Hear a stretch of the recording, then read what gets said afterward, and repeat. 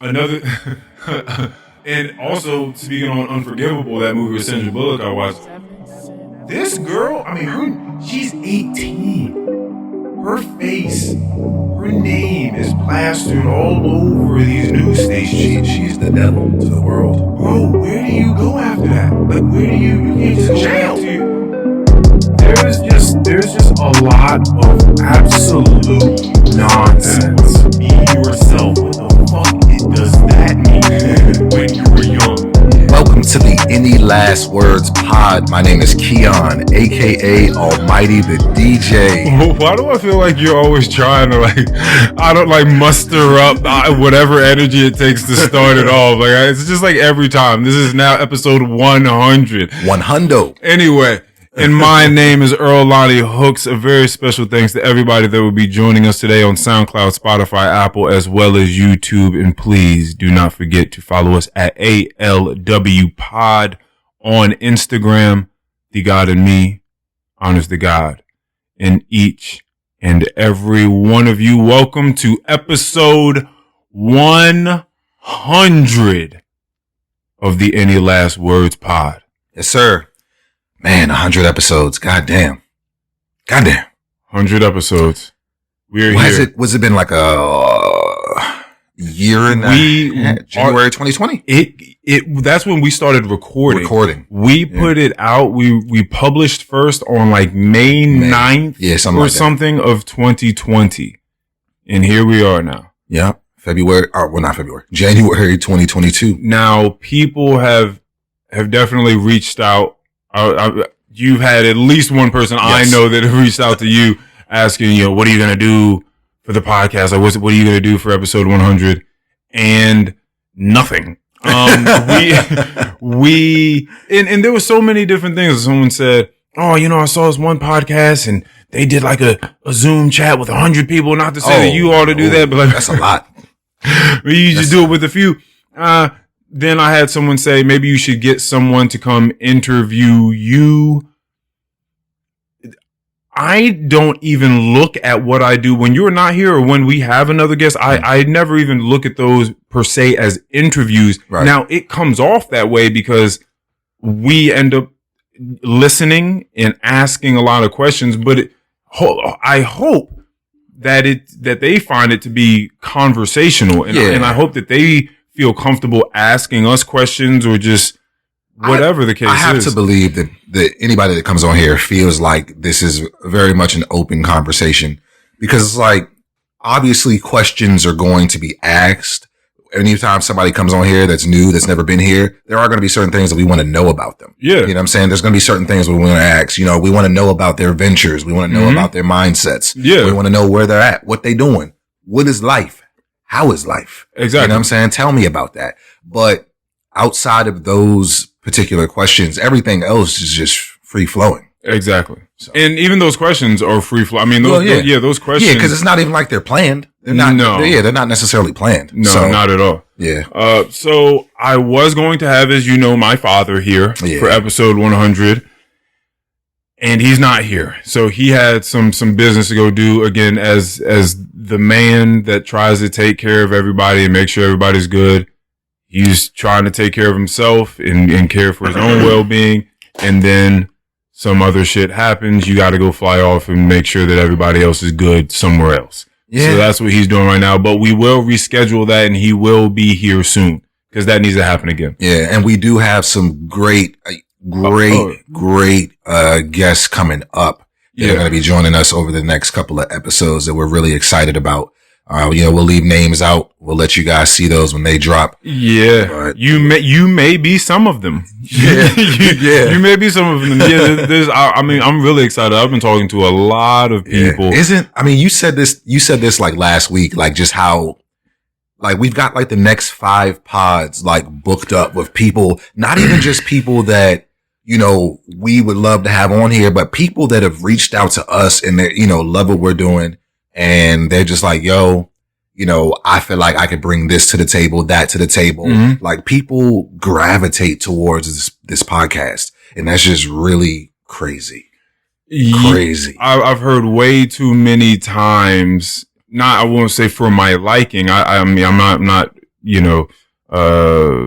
disconcerted by it at all. But I've heard way too many times that the conversations that they have had here, whomever they may be, or that they've just had in me off the pod, have just been their deepest discussions ever in life. Yeah. And too often, these are people that I do not speak with often. And that's just a jarring, sort of astonishing revelation. Yeah. Like when you talk to someone once a year or something like that, and they're just like, my best conversations, my deepest conversations have been with you. And I've spoken to you 7 times in the past 7 years. Right. Or once in the past 7 years. You just wonder, well, you've questioned before, like, what exactly are people out here talking about? A lot of people just talking to talk. They're just talking to talk, there's a lot of substance left out of conversation these days. And that says a lot for someone that you never talk to ever, to be the person that you've had your deepest conversations with.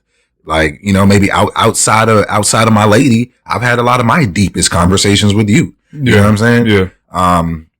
And a lot of, I've had my eyes, open to a lot of different things, sitting here talking to you, once a week, like clockwork, man. Mm-hmm. It's been great. Well, I'd like to bring something up. This is kind of starting off kind of deep. We'll see where this goes.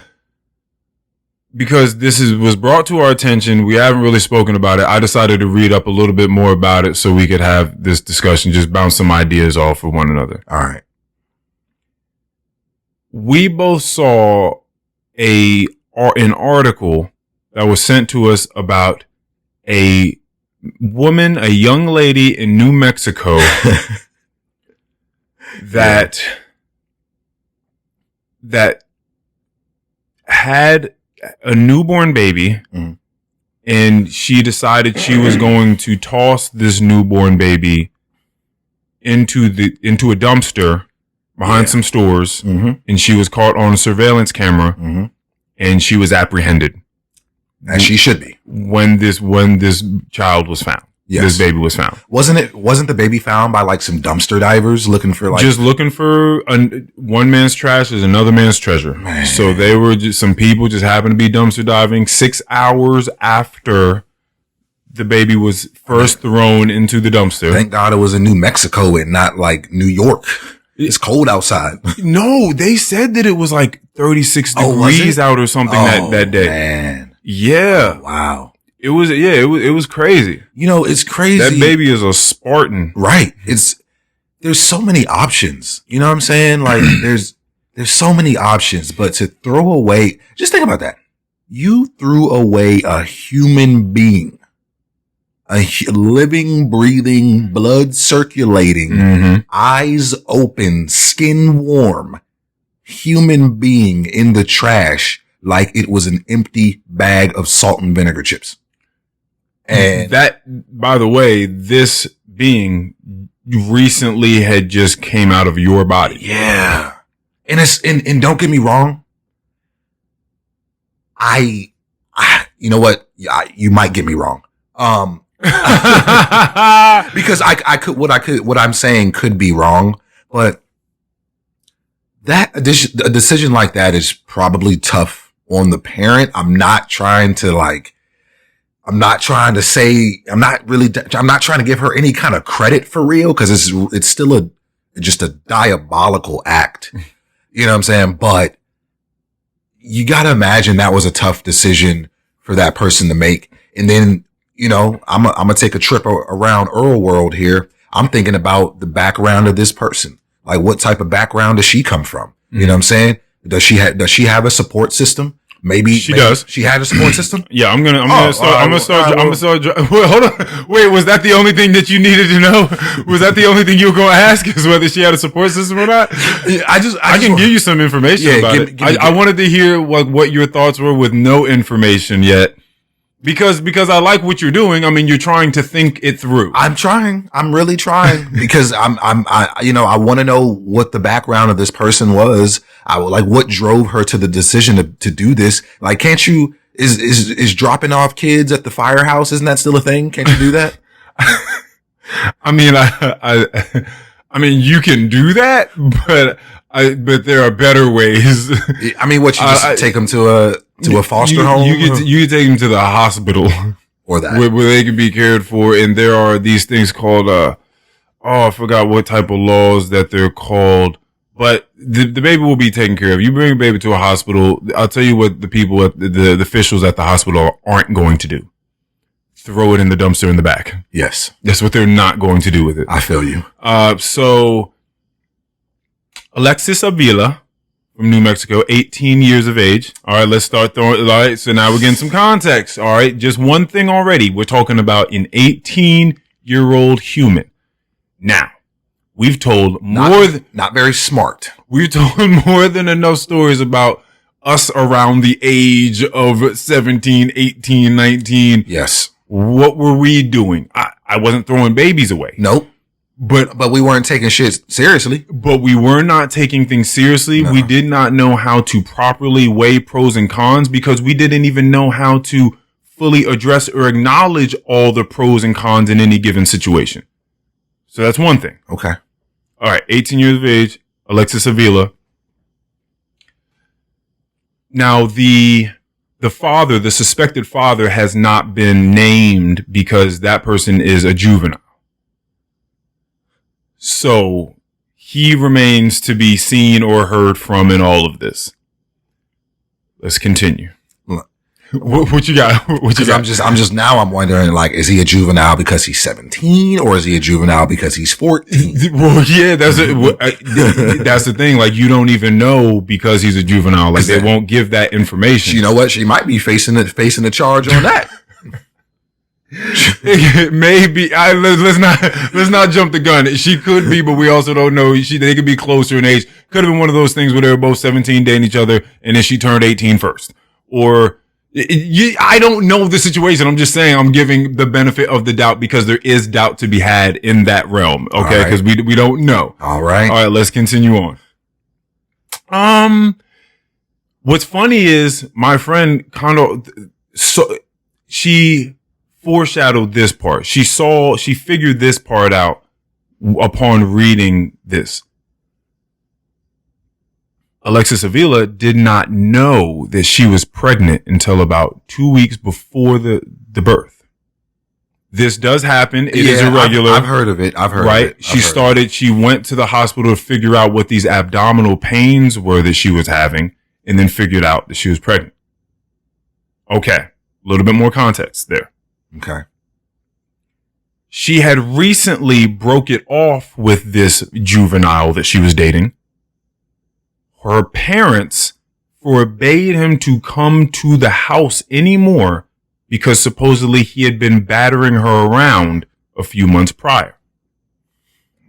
Damn, this shit deep. Okay. It's a lot happening here. All right. So he was forbade to be around the house or be in her life really back in June. Okay. August, she broke it off. And then recently this happened.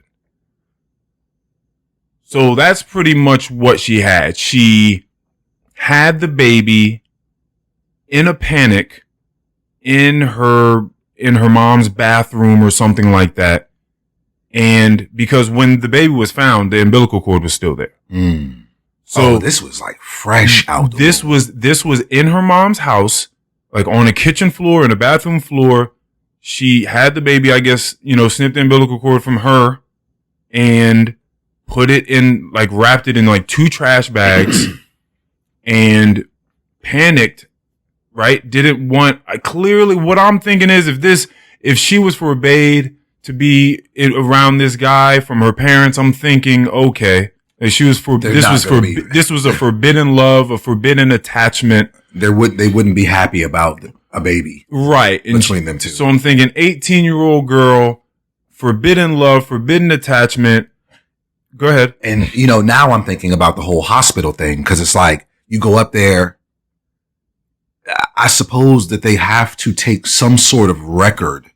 You know what I'm saying? And with the disparity of the decision that she made, even if she thought about going to the hospital, she probably wouldn't want that to be on record. She wouldn't want anyone to know that the baby ever existed. Exactly. I think that this was supposed to be a one and done thing. She was going to toss his baby away in the panic that she was in. And no one was ever going to know that this baby was here. She didn't want her parents to know. She didn't want the guy to know. She didn't want anyone to know. And technology got that ass. And there was a surveillance camera that caught her. And that's the story that we know so far. You know what? If all that's true, still a very diabolical decision, but I do feel a little bad for her, for everything that is happening in her life at the moment in the last 6 months. It's That's tough. That's tough. It is. You don't know what's going on. Not as tough as what the baby went through in the first day of its life. Oh my. Not as tough for that baby. So, I know it's tough because all around. At the end of the day, granted, she didn't know that she was having a baby. At the end of the day, she was, you having unprotected sex and that type of shit can happen. I mean, you take a chance. You take a chance knowing that could happen. And when it does, it's very shitty of a person to just say, oh, well, fuck that responsibility. I know. I couldn't imagine holding okay. See, you know what though? That's another thing is I'm thinking of exactly gone the whole 9 months knowing that it's there. Feeling so the kicks. You don't have the same bond. The connection. Yeah. You don't have the connection. Right. Or you kind of see, you're looking at straight burden. Inconvenience, burdensome. My parents are going to whoop my ass. Right. That's what she's thinking about. And I don't want this guy in or around my life at all anymore. And this is only going to further attach him to me for the rest of my life. Right. So yeah, so that's why I want to give some, that's tough. It's tough. That's tough. Heinous crime. Sorry I had to go down. Just tough all around. That is. Sucks for her, sucks for the baby, sucks for everyone involved. The parents probably feel like, I mean, if they have any just a modicum of awareness, they probably feel some sort of guilt and shame for the fact that their daughter felt as though this was the only option that they had in the moment. Right. Because I can't have just parents can't come home from work and I'm just like, oh, hey, there's a baby now. Like, yeah, like you're grandparents. Crazy, right? You ready for this? Like it's just, that's wild to just come home and there's a new baby in your house. Yeah, it is. You didn't see your daughter go through pregnancy. It's just, there's just a baby there now. There was no baby shower, no gender reveal, none of that. No ultrasound, no doctor's appointments, no prenatal care. You came home from work and there was a baby in your home and you have to take care of it now. Because you're going to be the one taking care of it. As the grandparents, you're going to be the one because your daughter's 18 years old. So you're going to be doing a lot of the heavy lifting. Was she in high school or recent graduate? That I do not know. They did not disclose that information. Okay. That's crazy, man. Rough. I don't know what to tell her. I know. Rough. I just had to bring that in because we hadn't spoken about it. We saw that it went past and I was like, I should do a little bit more digging. So I did. But that was all I had there. Now, back to episode 100. How do you feel? How do you feel that we're here, that we've done this, I feel fucking accomplished. Like, this is great. Like, we've talked about this statistic before. Most podcasts don't make it past 7 episodes. Fuck it. Let's say the first crazy. 10. Yeah. Let's say 10 episodes. Yeah, we can be generous. Let's give them 20. We'll give them 20. Even though 20 ain't it. But we can be generous and give 20, yes. No, because I could still see somebody giving up at 20. Mm-hmm. This is, it's been such, I've learned a lot. Mm-hmm. I've learned a lot through this podcast. I've learned a lot about you. Mm-hmm. I've learned a lot about myself. I've learned a lot about, us, and our friendship. I've learned a lot about our friendship. I've even, this podcast makes me think, I leave here sometimes, just thinking to myself, feeling as if I know more about people in life than I did, before this podcast started. Right. Just this podcast, it just makes me think outside the box a lot more. Yeah. You know what I'm saying? And that's something I definitely appreciate. My eyes are more open. I think that I probably have a little more sympathy for a lot of things, sympathy, empathy, which has been one of the major, those have been two of the major topics that we've spoken about and, off and on. It's been an amazing ride, man. And, can't thank you enough for doing this with me. It's been crazy. It's been crazy. I have learned a ton. This podcast has been instrumental to my mental processes. I don't know how things would have been processed without it. I truly just don't know. I mean, journaling is cool. Mm-hmm. I don't know if it would have got the job done. Maybe. I mean, when I do journal, it is like the tangents that I have on here. Uh-huh. And, they're well thought out. I have more time to write them out and make sure I get all the words just the way that I want to. But this is a completely different sort of documentation of things. Yeah. And just bouncing things back and forth and having different people on and having ideas challenged. And as you said, the more and more people I speak to, I'm getting further and further just away from my set of lenses and seeing things. And that's the biggest gift of this all, I think, is that it just continues to open my mind to things and allow me to see things in ways that I didn't even know I was capable. And one of the most recent ones was that I thought about me telling people that I love them, and I've been doing it just tenfold more than I just ever have in life, and how I had to come on here and explain what that meant to me. Mm-hmm. Man, the emotional intelligence that I've been able to gain through the past couple of years has been so immensely just profound and revealing and liberating is the best word I think I should use. Liberating. That's the most apt word for this. For years, I think that for myself and probably for you and a lot of people around me, thought that I was afraid of love or intimacy or commitment, right? You could say that maybe roughly that sounded like something that Pastor Earl would have been kind of skittish of, right? Yeah. And I realized that through this podcast and through finding new ways of articulating my thoughts, I've been able to break so many things down that I've felt for so long. I've been able to very competently mark feelings and emotions and figure out where they're coming from, what they are, how they feel, and how to deal with them. And I think that this is something I should talk about because I'm certain that people go through this. Yeah. I was never afraid. I've always been like a lover. I've always been one that has wanted intimacy with other people and wanted strong connections with people. What I've always been afraid of is the simple words that serve as banners or headlines or bumper stickers, as I call them. When someone just says, I love you, flat like that. Right. I'm in love with you, flat like that. You mean so much to me.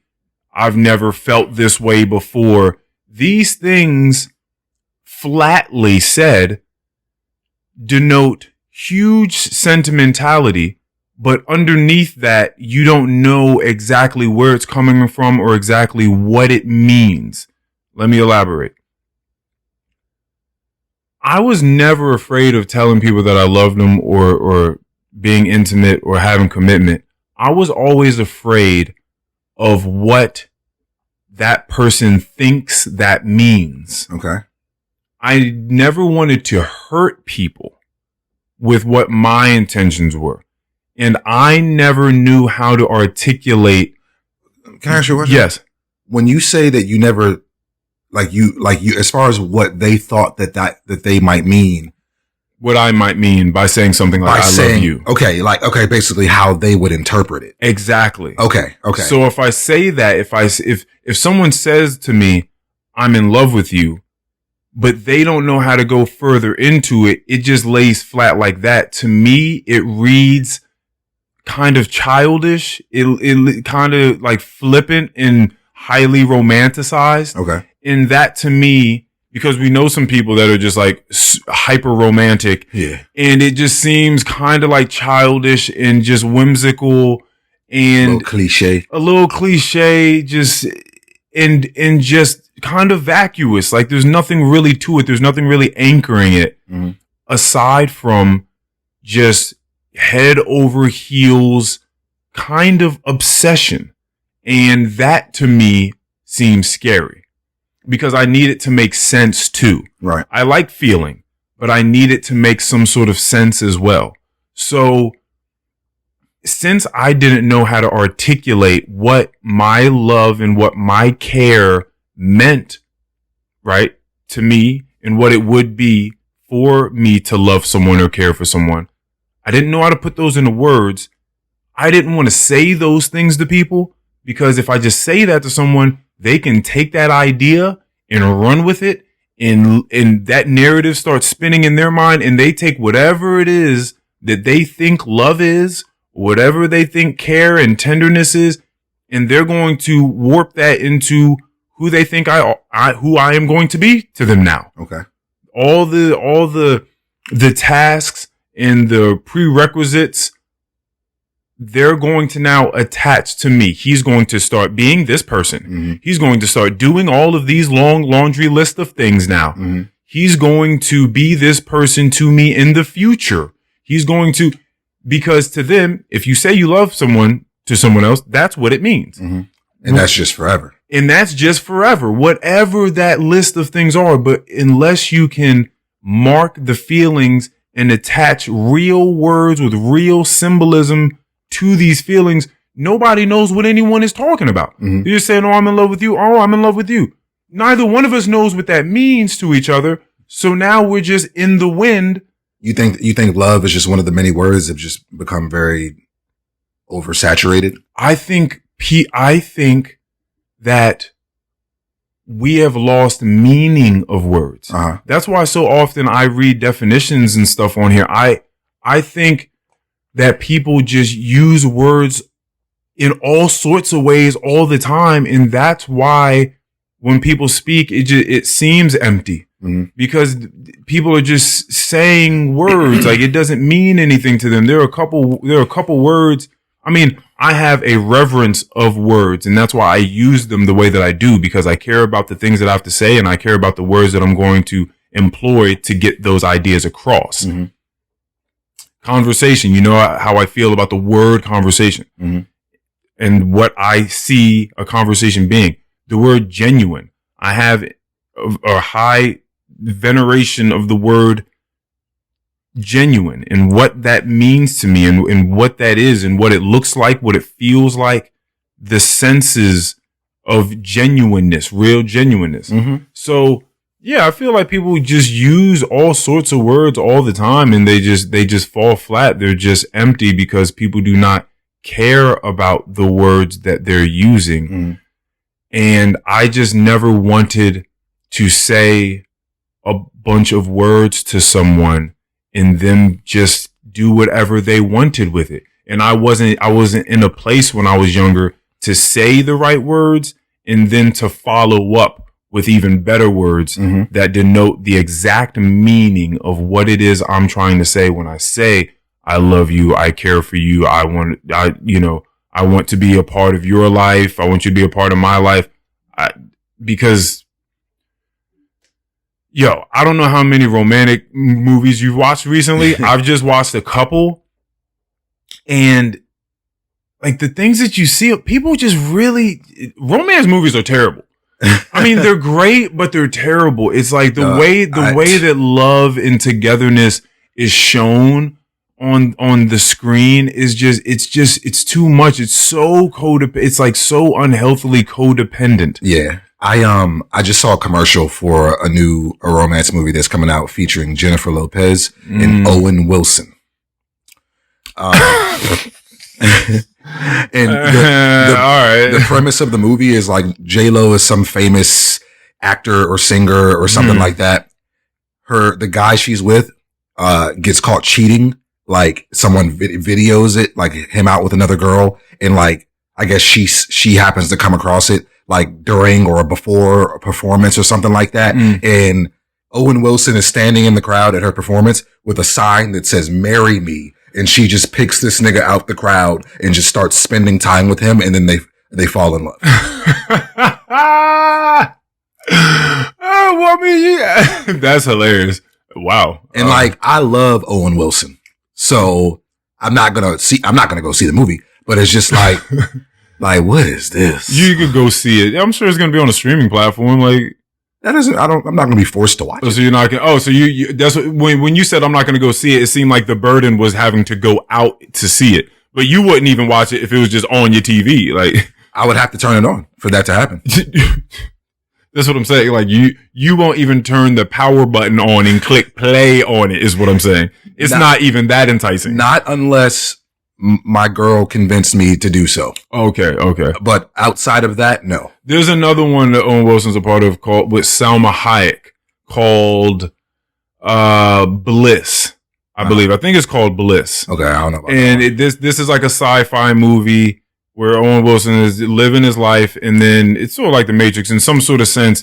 He's fallen back in between like two realms, and one is reality, one is like a fake reality, and then you realize that in some whatever, maybe the real world is a bit more technological, and you can go into these little sleep worlds and live. So then it's kind of a movie of which are you going to pick? Like, what, at some point you're going to have to make a decision. What's real to you and what is not? Do you want to live in this world where everything's kind of cool, or do you, but it's actually fake? Or do you want to live in this other realm, this reality, but you got to deal with some shit? Like, what are you going to pick? Is this like a cross between, Inception and The Matrix? Yeah, it's something, exactly. It's something between, it's exactly what it is. Something like that. And it's fucking Owen Wilson running around. I like my Owen Wilson in things like The Internship or Wedding Crashers. Yes. I don't know how I feel. I mean, I kind of do, which is why I haven't clicked on it yet, but it's there. I don't know. Interesting. I told you to watch Fathers and Daughters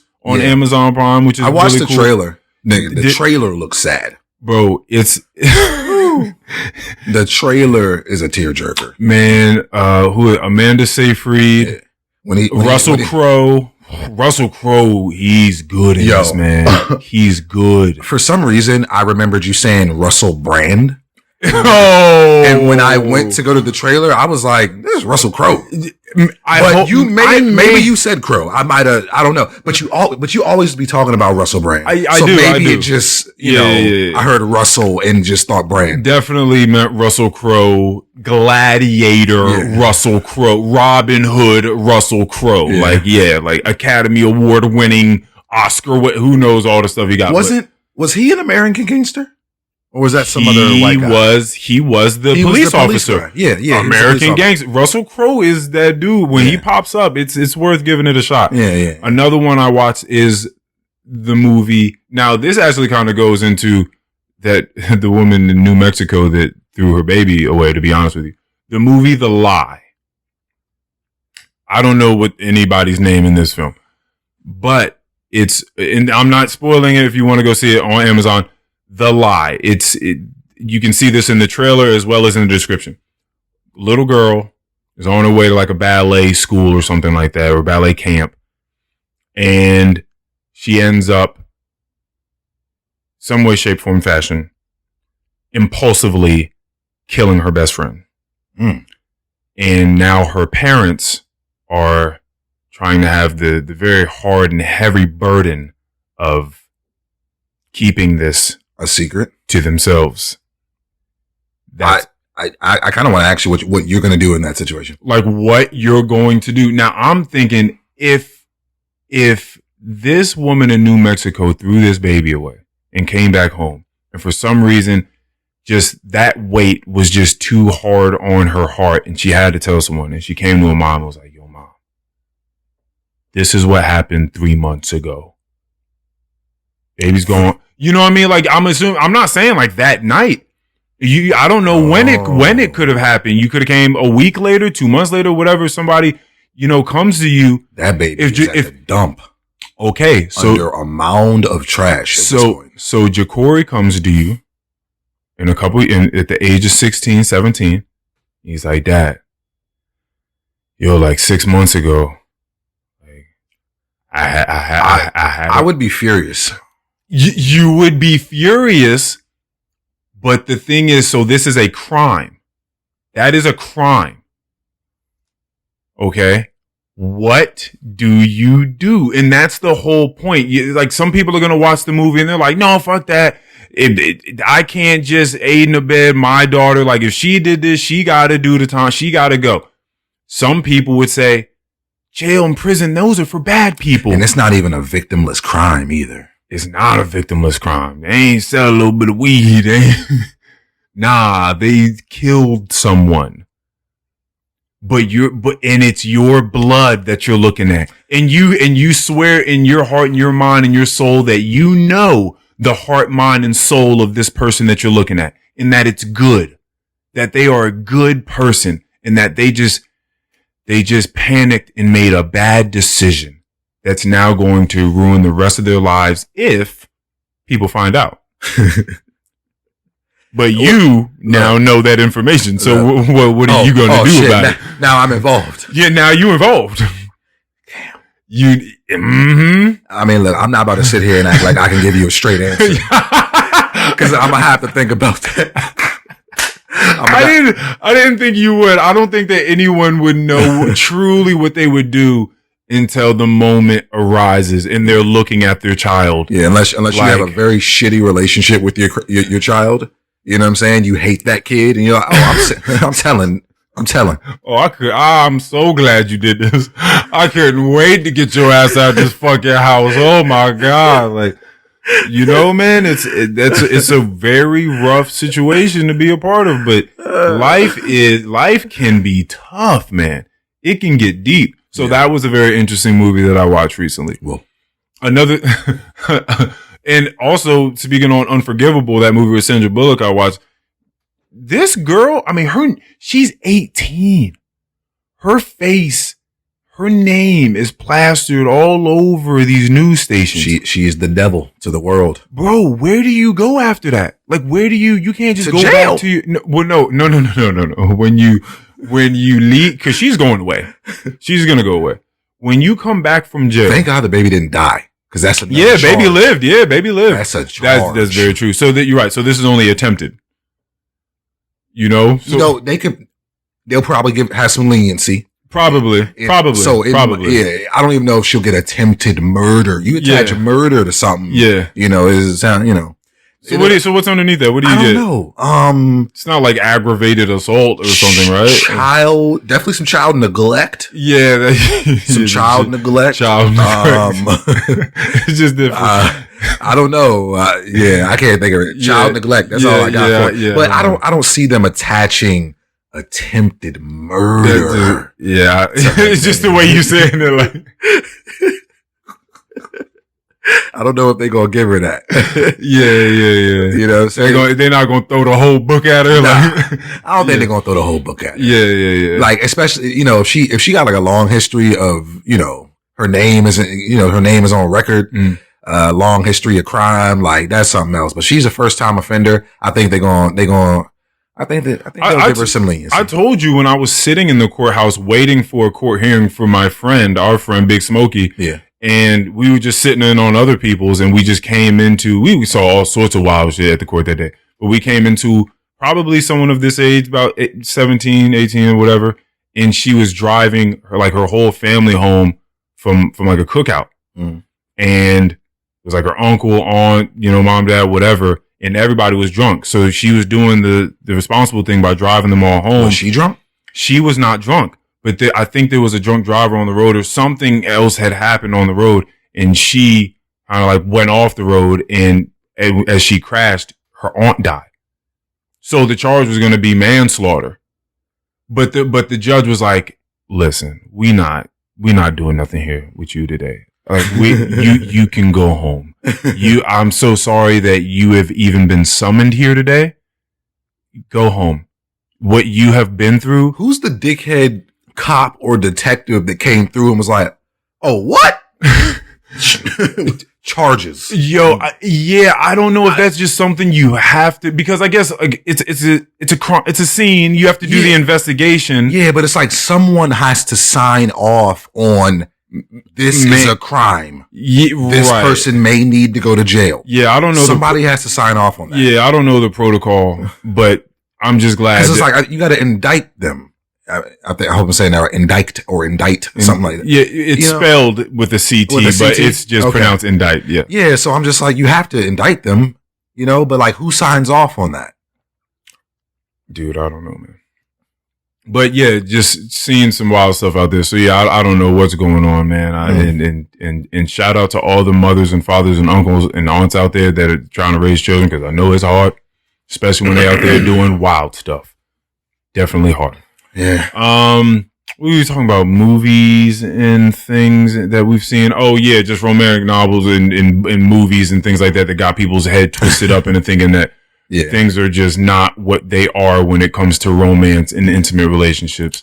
Jeez Louise. I'll tell you something that I feel like I've specifically taken away from this pod. Pod 100. 100.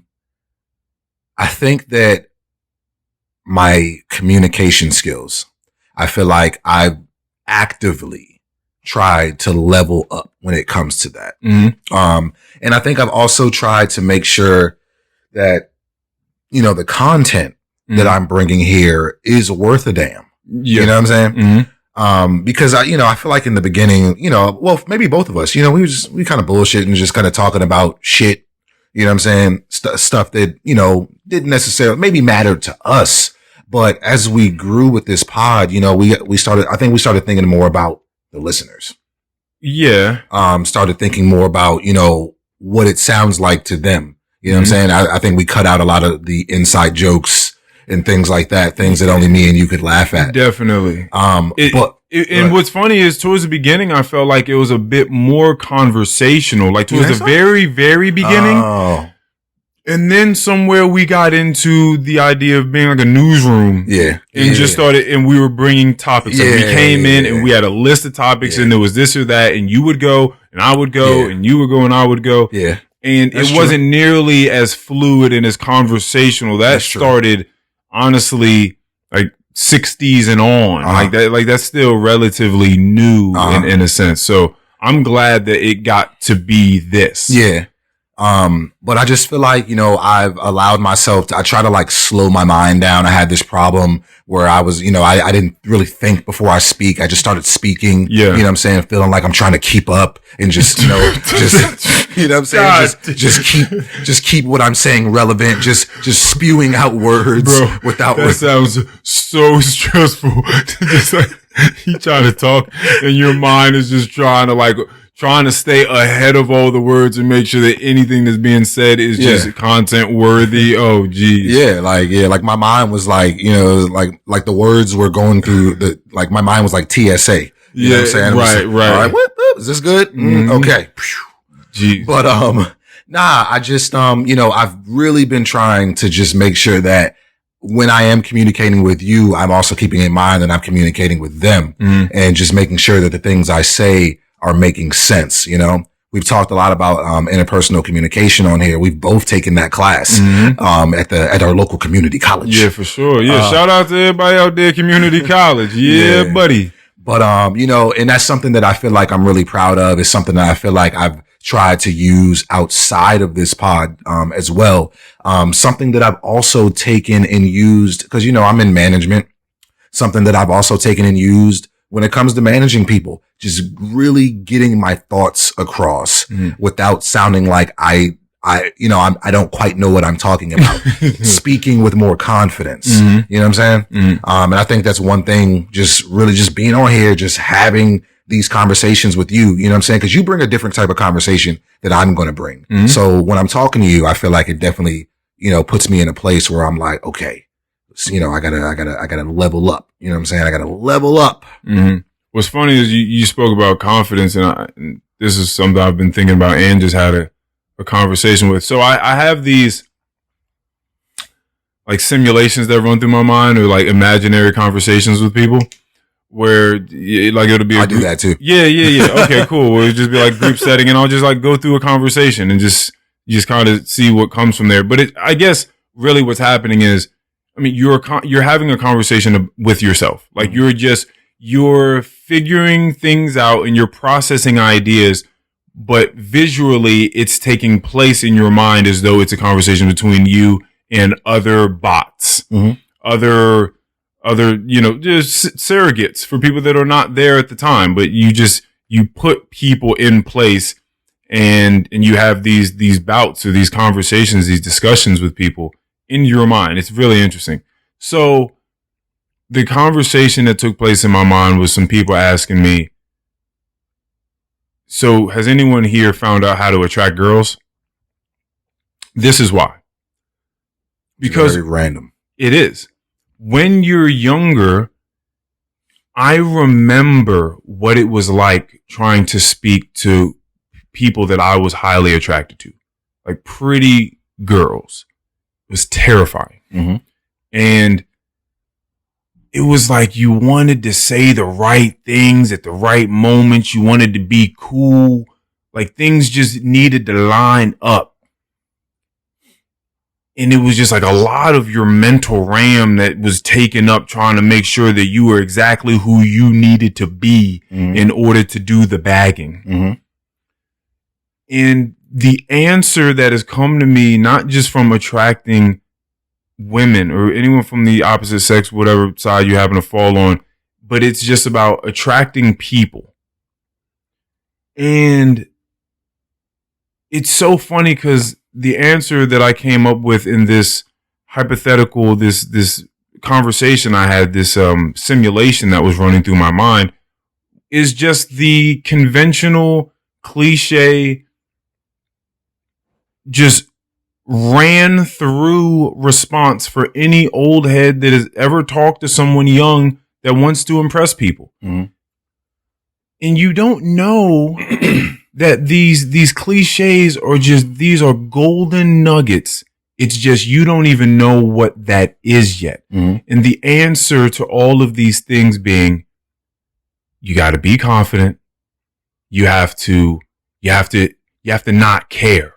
Right? You have to, you don't want to, you got to show them that you don't really care. Too cool for this shit. Yeah, exactly. That you're not worried about what they got going on.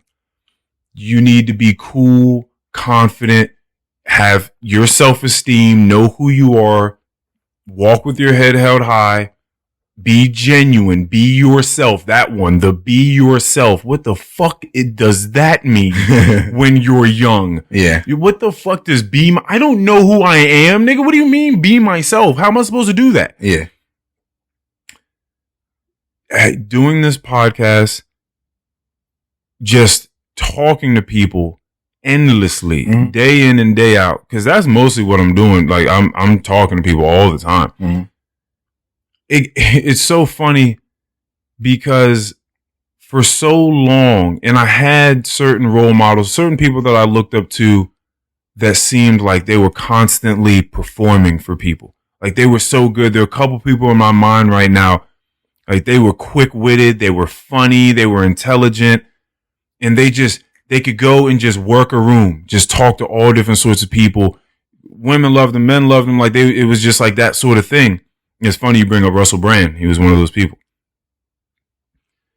And then also people that I can actually talk to in real life. Yeah. But I got you. But I always thought that what was impressive was something performative. You think of magicians shooting fire out of their hand or pulling a bunny out of a hat or, waving a baton and doves flying out of it, or making magic cards appear or disappear, or a lion jumping through a fire hoop, or anything in the circus really, or just comedians, singers, songwriters, just people that performed. You saw those types of things as being exciting and impressive. Right. And so I thought that I always wanted those things because I always wanted to impress upon people. I always wanted to feel like I was memorable, that I was worth being there or being spoken about. Right. And So this is me trying to fill a void. Right? Like, I don't feel worthy. I don't feel worth, I don't know, attention. So I got to figure out what the things that people do to gain attention are. I got to be that guy. And so I got wrapped up in being this fucking caricature of myself and being this fucking guy that when he goes out, he's going to be talking to so-and-so and boom, boom, boom, and working the room and going here and there and telling jokes and being smart and doing all sorts of shit. Right. And again, to some degree, I think that's okay. I found who I am. Like now I know it. Now I can have confidence. But even in that, it was a fake confidence. It was a fake. There was some confidence there, but it was a fake confidence through and through. And through these constant conversations with people and with you and processing things on a deeply emotional level, on a deeply soulful level, not until I truly just let go of what the fuck people were always thinking and how they were perceiving me, and just getting into who I am and what my feelings are and how to navigate this world and orient myself in the most honorable way I possibly can, and allowing that to be the guiding star. Not until that did I find real confidence. And then what I thought would be the conclusion of that, I thought that would result in people distancing themselves from me. Well, if I take 2 or 3 steps back, then they are now further from me. If I stop caring and I stop being so intrusive and so performative, if I take those steps backwards, then those people now are just that much further away from me. And I got to a point where I thought, well, if that's what it takes to be content with myself and to be peaceful, then that's what I have to do. Right. And so I was prepared for that. And so I made the changes that I made, ready to be alone. You know what? That's really dope, because a lot of people wouldn't be able to make that sacrifice. You know what I'm saying? That is sacrifice. Yeah, it's a big sacrifice. You know, just leaving where you're kind of comfortable at, knowing people like you here. Right. You know what I'm saying? Knowing that you have a community of people that are okay with this person. Right. And it's like, I'm going to step back and try to do something different, something that I feel like is better for me. But you know that you could potentially be sacrificing a lot of the love and support that you're getting. It's a big sacrifice. And so I take these 3, 4, 5 steps back. And what I realized was that everyone took 5 steps forward. That's a bar. And the one thing that I thought could never happen, happened. And I didn't know it. So when I go back to this simulation of a bunch of the guys sitting around being like, so you guys figure out how to really, like, what the true answer to attracting people or girls is. And that came to me. It's like, it's the cliche. It's the cliche that we've always been told, but we never truly believed in. We never truly believed that shit. We're like, man, be yourself. Bullshit, nigga. No. Because this person over here is not being himself and he's doing just fine. Right. So I'm going to not do that. I'm going to not do that. But what we don't know about this person that is fooling people and feigning confidence, right? And he's fooling some people that do not know what real confidence looks like. We don't know that he is sad inside. That's what we don't see of that other person. I never knew. There was a point in time when I'm just going to be completely transparent. There was a point in time where I did not understand being friends with women. I didn't understand why I would want to do that. There was a point where a lot of my sense of security and sense of self came from women being attracted to me. But not just attracted to me on a sexual level, and would be vocal about the level of attraction on a sexual level. And I never thought, well, I'd be totally cool if they just liked me for who I was and like we could just be cool. Yeah. Because if they're not, if they're not looking at me with lustful eyes, then what am I really doing here? Right. Jesus. Look, man, before we even got to this pod today, we were just talking about people learning from mistakes, or you could say experiences. And that's definitely one for you. What are the experiences and the mistakes for if they're not to learn from them? Mm-hmm. And that's why I always had that problem. I've told you this before. I've always had a problem with age comes wisdom. I was like, that sounds like a nice bumper sticker. It sounds like a really nice headline. Let me give some context to that headline. In life, everyone is allotted a bunch of experiences. Every moment is an experience. Yep. Within those moments, if you're paying close enough attention, there are things happening. Within those things happening, there is your engagement with those things. And it could be prosperous, it could be degenerative. But there is something to learn either way. If you're not paying attention or you're not taking accountability for your interaction with that thing, all of those moments and therefore all of those lessons could go over your head, and you could not learn a fucking thing from them, which is how a lot of people live life. It's okay. That's how a lot of people live life. So with age does not just come wisdom. It's not as though every 35 and up year old that we know is just wise and just super. That's right. We not doing that. Right. That is not the case. The wisdom comes if you allow it. If you allow it.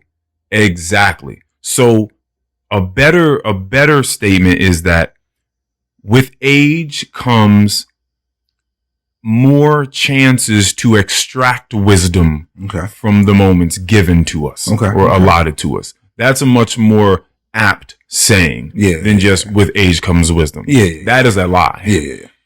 So because not everybody that gets older gets smarter or wiser at all. So yeah, I mean, I just say all of this to say I'm just so happy that this growth continues, that I'm not done. Things just keep revealing themselves to me, and that I can look back on who I was and say, wow, you were really, that's Jesus Christ. Like what? Just what narrow-mindedness. But it was just where I was at the time. It was just the best that I had. I mean, you better be able to look back on your life and see some changes.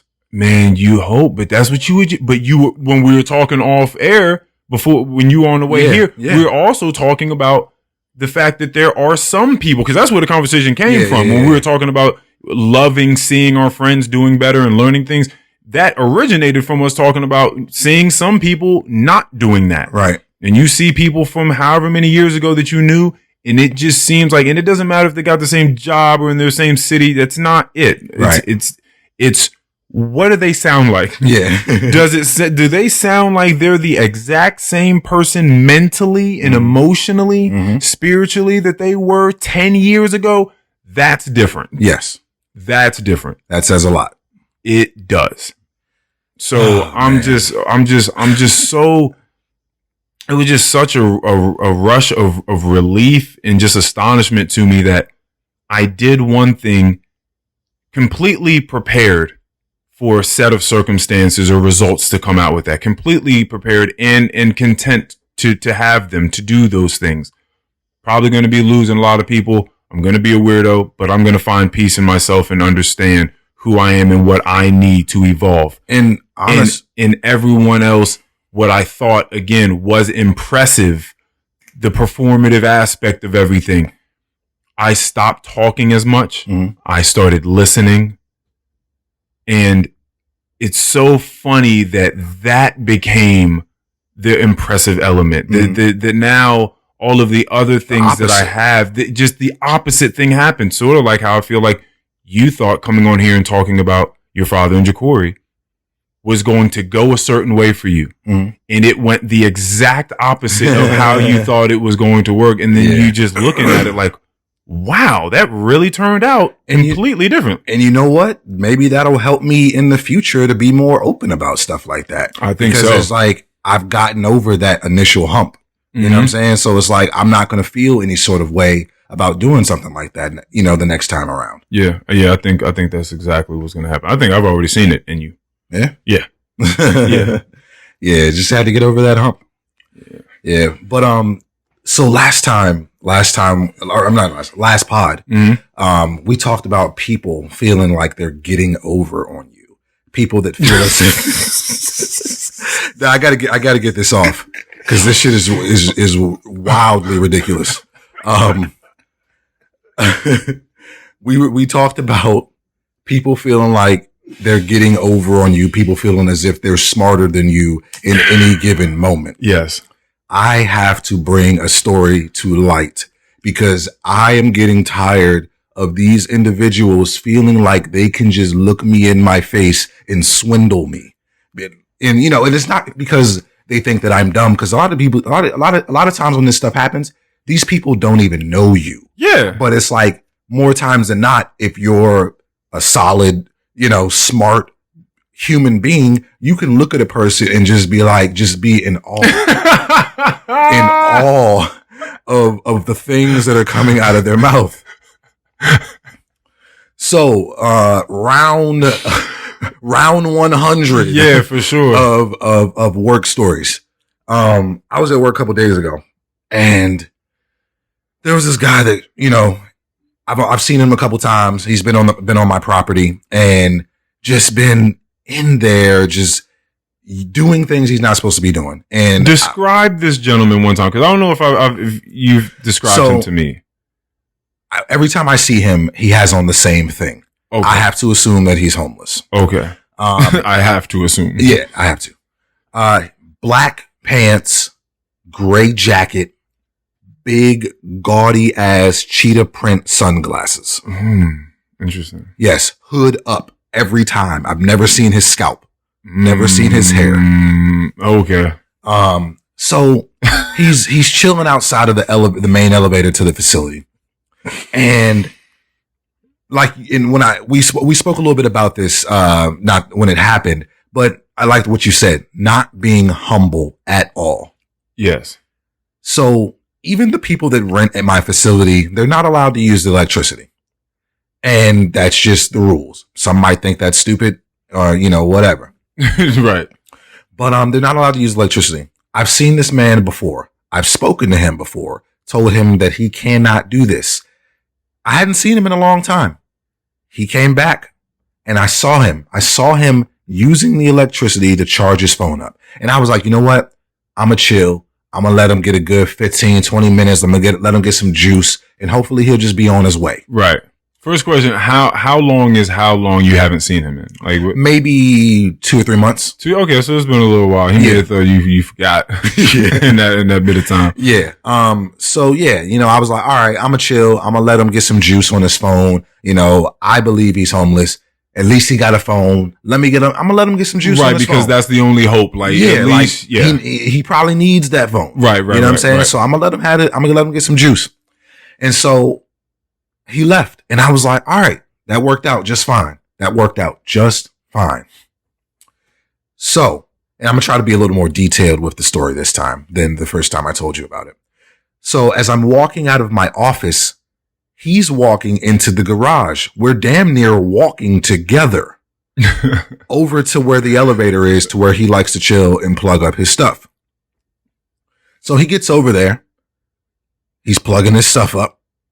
At the moment, I'm on a mission to go do something that's upstairs. And I was like, I'll deal with this when I get back. Right. I go upstairs. I do what I got to do at, some customer's unit, whatever. I come back downstairs. Not only is he charging a phone, he has a portable speaker hooked up. The volume probably at its loudest, just jamming Migos. See, and this is, so now you said towards the garage. So we're inside. We're inside the loading dock, not in the building where people house their items, but in the loading dock where people park their vehicles. And that echoes. Oh yeah. Yes. That's where I'm getting at. So he has a loudspeaker playing in a dock that sound echoes. It reverberates against all the walls. Yeah. So he's having his own little party. Yeah, pretty much. Not only is he doing that, but he's smoking a Black and Mild. His head is about 2 feet, maybe 3 feet away from a sign that says no smoking in here. All right. So let's pause here so everyone has the correct image that I'm looking at. We got a guy, all right, that shows up every once in a while and does something he's not supposed to be doing. Pretty much. He wears the same thing every time. He's got his hood up all the time. He's got some big, gaudy, ostentatious cheetah print shades on. Yes. He's charging his phone. He's blasting music in the dock area. And he's smoking a Black and Mild next to a sign that says no smoking. Yes. This is a cartoon. This is literally a film. Like, this is hilarious. Continue. So I come back down the elevator. I go over to him and I'm like, hey. And he's like, what's up? I was like, bro, like, you can't smoke in here. I was like, there's literally a sign right next to you that says no smoking. This nigga turned around. He's like, oh, damn, my bad. And I'm just like, yeah. I was like, yeah, you can't do that. And then he goes on to tell me that, no, I'm sorry. Then I tell him, I was like, yeah, you also can't be using the electricity here. So I ask him a rhetorical question. Right. Do you have a unit here? Because I know that he doesn't. Right. And he was like, nah. And I was like, yeah. I was like, even the people that rent here can't use the electricity. So that definitely means that you can't use the electricity. Right. So then he says one of the craziest things that he could have said in that moment. He's like, oh yeah, my man rent a unit here. He told me, you know what I'm saying? He said, I could come up and use the electricity, for a little bit to charge my phone up. You know what I'm saying? He said, nobody was really tripping about it. And I'm just, let me stop here, because I'm in my mind, I'm thinking, your man is not the authority on the issue at hand. I don't know why you thought because your man said that it was going to be okay. Your man. Like, right, your man's. Who is your man? Yeah, who is your man's? Like, I don't know why you thought that would just, that it's, as long as my man said it was good, then it's good. Right. You'd be like, oh, damn, my nigga. Oh, your man said it was good. Oh, why didn't you say that from the jump? Okay, right. My fault. Let me go sit my ass back down. Okay. Yeah. I didn't know your man said it was cool. My fault. And so, and then he goes on to say, oh, you know what I'm saying? He was like, yeah, I know everybody that, I know everybody that work here. You know what I'm saying? Like, everybody cool with me. Like, they cool. You know what I'm saying? Like, I ain't never seen you before. You must be new. Like, you must be, you know what I'm saying? You probably ain't been here that long. So let me stop here. You don't know how things run around here. Basically. Young man. Basically telling me that I don't know how things work around here. He was like, I ain't never seen you before. Right. And so then I'm like, bro, I seen you out here earlier, like an hour ago, charging your phone. I didn't say nothing then because I was going to chill. He was like, that wasn't me. And I'm like, bruh, come on, dog. Like, you wear the same stuff every time you come in here. It's not hard to point you out. And this is what I mean by the lack of humility. It's like, not only did you come here and you're doing so many things you're not supposed to be doing, smoking, you're charging your phone, you're playing music, but now you're going to lie to my face and tell me that everybody, everyone's cool with this. Your man said it's cool to charge his phone here. You ain't seen me, so clearly you have more seniority here than I do somehow. Right. But now you're also telling me that I was hallucinating. We've never, like, you've never been here before. We've never crossed paths. We've never crossed paths. I was hallucinating every time. Like, that was a figment of my imagination. Right. I have you. That's my, okay. I don't know how you expect me to miss the big gaudy cheetah print glasses and the big gray coat and you wearing a hood every time you walk in this joint. Like, it's you. It's you. That was you. I love these lies. This lie is just as bad as my bacon story last week. It's just as bad. And so then he goes on to tell me that he also knows the owners of the building. And I'm just thinking in my head, I'm thinking in my head, like, I'm looking at him and I'm like, bro, I can look at you and tell that you don't run in those circles. You do not run in those circles, my guy. If you ran in those circles, you wouldn't be here charging your phone in this facility and blasting this music. You don't think that he knows anyone that owns anything? No, probably not. He might know some niggas. I'm gonna sound like a straight asshole when I say this, but he might know some niggas that own coats and jackets and shoes and pants. That's about it. He doesn't know the owners of the building at all. Oh my gosh. So, you know, I go on and I'm like, really? Because I talk to the owners all the time. They come here and they check on things and they ask me questions. They ask me because I'm the manager here. Also, I'm in charge. Also funny that he decided to start out with, oh, my man's owns a unit here. Yeah. But then he decided, well, I know the owners too. Yeah. You should have been funny. You didn't start there. Right. Like, oh, everybody got your back in here. Everybody, your mans, the people that work here, the owners of the building, everybody got your back. Your mans is the funniest one. My man's like, bro, that means nothing to me. I do not know who your mans is. His mans is the authority on funny. All issues here. Yes. Okay. Yeah.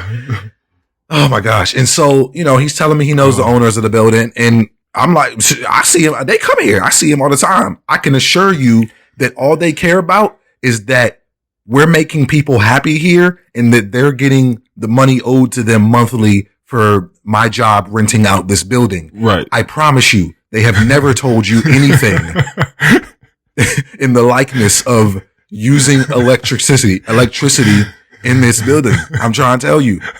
They have never done that. They do not. I know you. They would walk straight past you if they were here right now. I know it. And so then he goes on to tell me that, yeah, you know, he was like, so I'm sorry, back to the smoking element. He was like, yeah, you know, they told me to, you know, as long as nobody's really around, you know what I'm saying, I could smoke in here. And I'm just like, that would defeat the purpose of us posting all these signs around the building that say no smoking. Please, please start making some sense. Please start making some sense. So these signs pertain to everyone else, even the paying customers, but not you. But not you. Help me understand. And so he's like, yeah, you know, I'm just on my break from work. You know what I'm saying? Like, I just needed to charge my phone up real quick. So now I'm thinking, bro, you can't charge your phone at your place of work where they pay you? Your place of work has no electricity. Like, no electrical outlets. Like, what are you telling? Like, you know, like, what are you talking about? Like, why are you just stop it? Just please stop it. But what was blowing me the most was the obnoxious ass music. So did that play for the entirety of this conversation? Yes. Like, it wasn't to the point where we couldn't hear each other. Well, clearly, because you guys are getting these points across, but I did not know that the music played the entire time.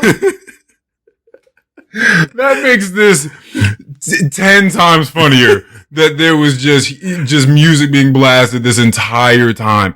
How did bro, this is fucking hilarious that he did not decide to turn it down. He didn't have the courtesy to just turn the music down or just off, honestly, while you're having this conversation with him. That is hilarious. Yeah. And so towards the end of the conversation, he was like, what's your name, man? And I was like, it's Keion. And I was like, what's your name? And this nigga looked at me and he was like, nah, I can't do that. Can't do that. And I'm looking at him, but I'm like, I bet you can't. I was like, nothing you're telling me is legit. Nothing you're saying is legit. Like, and it's funny, like, cause you said to me, nah, you can't do that. Can't do that. You ain't getting me, Mr. Officer. No, you're right. What did I tell you? You were like, I can't. You was like, something like, I can't fathom. Or no, you was like, I've never been in a situation where I felt like I couldn't tell someone my name. Bro, you gotta think about that. Like he laughed at you, shook his head. Nah, you can't, bro. And you knew it. You said, I bet you can't. There is nothing about you that is legitimate. You are a fraudulent nigga. Yes. Through and through. Yes. And that's what gets me is when I say to you, I can't fathom living a life where I gotta like there's at least hesitancy when someone asks. Like there shouldn't even be any sort of hesitancy. When someone asks you what your name is, like, I don't even know if should I give him another name? Like that shouldn't even come across your psyche. Yeah. But the fact that he's just like, nah, I can't do that. Yeah. That is not the first time he's done that. Oh, of course not. And he probably usually just gives another name. Probably. But can you just imagine living a fraudulent lifestyle where you go places, you talk to people, you're a different person. When you talk to people, when they ask you what you've been doing that day, you lie. When they ask you where you came from, you lie. Where you work, you lie. What's your name? You lie. Like you just live a fraudulent life. That is why it blew my mind just hearing him say that. I'm like, wow. So here's an added on piece of the story that I came across later. So someone rented a parking spot in the garage. And so it was a Range Rover. I didn't realize this at first, but I just saw this random Range Rover that's been parked in a spot for like several days. And I'm just like, whose car is this? So, I'm doing my research. It comes across that someone does rent a spot here for a Range Rover, happens to be that Range Rover. They're just not in the spot that they're renting. Cause I was about to have a car towed. But the reason I found this out, because I'm looking at the cameras, right? Trying to figure out who left this car here. Why I see your boy charging his phone after the facility's closed in the same spot like a week before, after everybody in the facility had left. Your boy in here charging his phone at like 9:00 at night. And I'm just thinking like, oh, this nigga must be on break. He must be on break from work. Okay. It just happened. I wasn't even looking for him. I wonder why, why does he feel so safe? Like, why does that have to be a spot to charge phones and smoke Black and Milds and play music? Well, you know what I think? As far as him saying that everyone in the facility knows him, I don't know that it may have necessarily been everyone, but I wouldn't put it past the previous management that was at the facility for just allowing him to do that as long as he doesn't cause any trouble. Right. So maybe that's what he meant. Yeah. But I had to promptly let him know that I am in charge now. New management. And I am telling you that you can't do this. Rude awakening. So he was like, all right, I got you. He's like, can I just get like 15 minutes? Let me just get like 15 minutes. I was like, you got it. Granted. And that's when I went and spoke to you on the phone about it. Yeah. And I came back and he was no longer there. Oh, okay. Yeah. That's good. Yeah, man. I just, they don't pay me. These niggas do not pay me enough. They do not pay me enough, dog, for the wild shit that I be coming across at this place.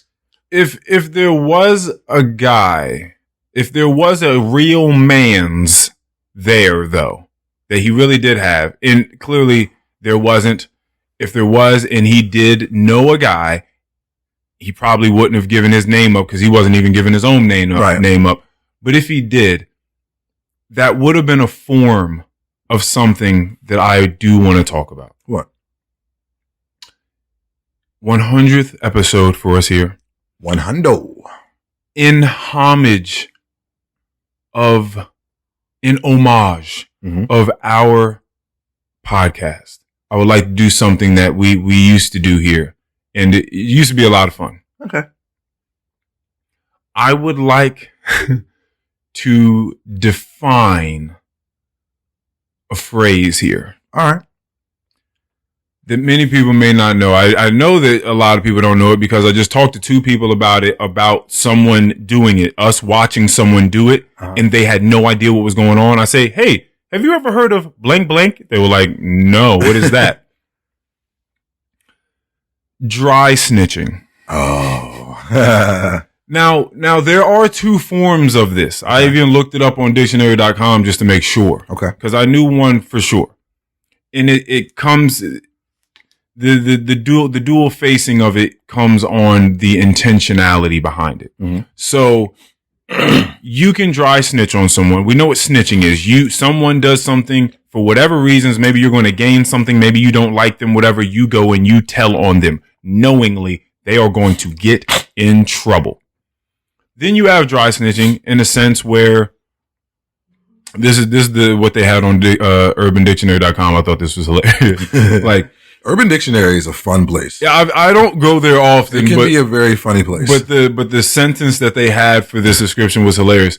So it was like somebody was coming in from their break at work and their boss was nearby. And then someone saw the person coming in from work and got up and was like, damn, I didn't know we got 2 hours today for work, for break. Like, I didn't know we had a 2-hour break today. and then the person that just came in, clearly late from their break, looking at this person like, you really decided to do that in front of the boss right now. Like, wow, wow, you're a piece of fucking work. You really did that. And so that person is intentionally trying to get that person in trouble, but they're doing it in a way that isn't completely accusatory. Like, hey, they just came back from work an hour late, right? Like that's where the dry part of the snitch comes from, right? It's just like, oh, I didn't know that we got a 2-hour break today from work. Like, oh, you piece of fucking shit. You did know, but get it, right?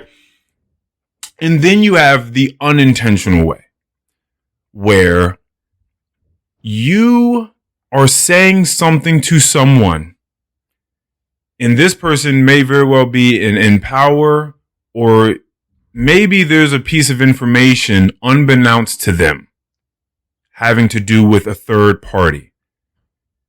Within your explanation of whatever it is you are trying to get across to this person, you are putting this third party's name in your explanation, and unknowingly getting them in some sort of trouble that they would have not gotten in had you not opened your mouth and put their name in it. There was an instance at work where someone was asking, we have our higher ups. They were asking someone higher up than that higher up. Going over their head.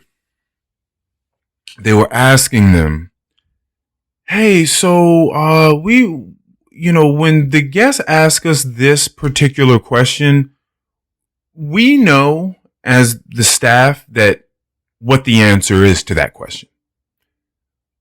Although our managers have kind of told us that maybe we should just kind of lie about it and say this thing instead. Is that what we should do? And I'm sitting there like use the word lie. Yeah. Which is just like they told us that we should just say what isn't true. Yeah. Should we do that? And I'm sitting there like, okay, I know this person. Like, I know the person that is asking this question. And I know that if they knew what they were doing, if they had heard of the term dry snitch and they knew the definition, that they wouldn't be doing what they're doing at the time. And I thought, man, how irksome is it when someone just doesn't even know that they're getting someone else in trouble simply because they needed this other person's name to fit their description or to fulfill their explanation of what it is they needed to get across. But it also takes some of the blame off of them as well in that very situation. Yes, exactly. Because it's like, it wasn't necessarily me. Yeah. I mean, this is something that I saw so-and-so do. So now, is it cool that we do that? And now you have the person looking at them like, no, it's not cool. Yeah. thank you for telling me that. Yes. And then you never see that manager again. And, you know, I was just like, damn, I got to tell this person what they did. And, you know, upon hearing it, they were just like, fuck.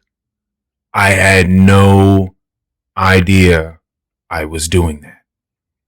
And so I thought I'd bring it here to the podcast so people know what dry snitching is and how to maybe stay away from it. The best way to do it is just to keep other people's name the fuck out of your mouth when you are trying to inquire about something. Find a creative way to inquire or ask about anything, whatever it is that you're trying to do. Find another way that has no connections to anyone in the vicinity, anyone on the premise, anyone that could have ramifications, negative ramifications befall upon them. Just do that. Yeah. So that's just, I think that it's something that should be said. Cause I asked this one person, I told them about it. They were like, oh, I didn't know that was a thing. Damn, I should really think about the things that I'm saying when I'm implementing other people's names in it. I'm like, yes, you should. Yeah. Then I went to someone else and was like, did you realize that this was taking place in that meeting? And they were like, no, I didn't even realize that. So I'm like, okay, so I should go on the podcast and talk about dry snitching because I don't think that people know that they're just saying other people's names when they're talking about things and that they're incriminating other people. But it's weird because it's to me, it feels like common sense not to do that. Like I'm conditioned. Like I would think about that beforehand. Like if I know that I'm about to ask a question and, you know, I know that, you know, let's say so-and-so is doing this or doing that, you know, I'm just going to ask the question. I'll probably word it like, you know, is it okay if we just do it this way and let them tell me no? Right. You know what I'm saying? I know. But that's the whole point is that everyone's common sense is different. Yeah. You just think that you know something and that is just, it's not like that. We were told when we were young, yo, keep people's name out your mouth. Like don't stop telling on this person. Like no one likes to tattletale. So we got that out of our system pretty young. Yeah. Just putting other people in our stories and things like that. Like that was common sense ain't so common.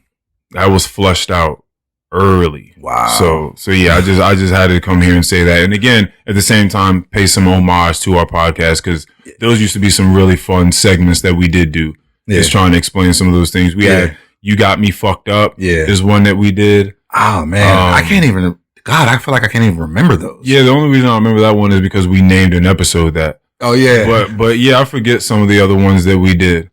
But yeah. Yeah, they're good though. Yeah. You know what? If you're a new listener, you should probably take some time to go back and listen to some of our older pods and see what those are like. Well, you'll definitely gain a newer respect for these ones. Yeah.